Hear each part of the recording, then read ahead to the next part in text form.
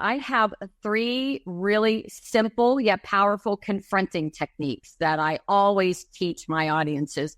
And the first one is just name the behavior. Seriously, just identify what the behavior is and name it. You're screaming at me. You just called me an idiot in front of people. I just saw you roll your eyes at me. Okay, because when you name somebody's behavior, it can almost act like a defibrillator. It's like, oh, I'm rolling my eyes at you, or yes, I am yelling at you in front of people.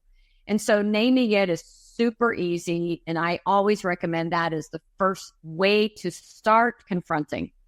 The second is to use the assertive communication style. And I've been talking about this a lot, where you have to be honest with people. I have an honest conversation, but it's about being honest and respectful at the same time. And that might be a conversation you have with somebody, maybe even after a meeting where maybe they were really rude, or after you got report, if, it's nurse to nurse, and say, hey, can I talk to you about something? I've noticed that, or I'm not sure you're aware, but sometimes you can come across as being a little condescending or a little nitpicky or a little disrespectful. And, and always give an example, and then maybe what's the impact? I always think about the so what factor, and it really, I think, is preventing, other people or myself from even wanting to communicate with you. Can we talk about this? So it's being honest and respectful at the same time. And then the third technique that I teach is scripting. I am a huge scripter.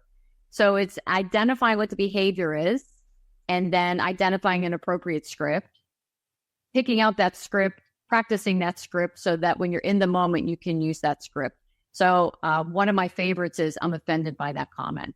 My daughter had a situation where a fellow teacher kept saying really rude things to my daughter in front of other people, and it would embarrass my daughter. And it happened over and over again. And, everybody was starting to pay attention to it. My daughter didn't know what to do. So I said to her, Kate, the next time she says anything to you that you find really rude, disrespectful, and embarrasses you, look her in the eye and say, I'm offended by that comment. And she did. And guess what? She worked with that teacher for another year and a half. That teacher never said anything like that to her again. Scripting is powerful. Scripting can work. So those are my three. Name it, use assertive communication, and script it.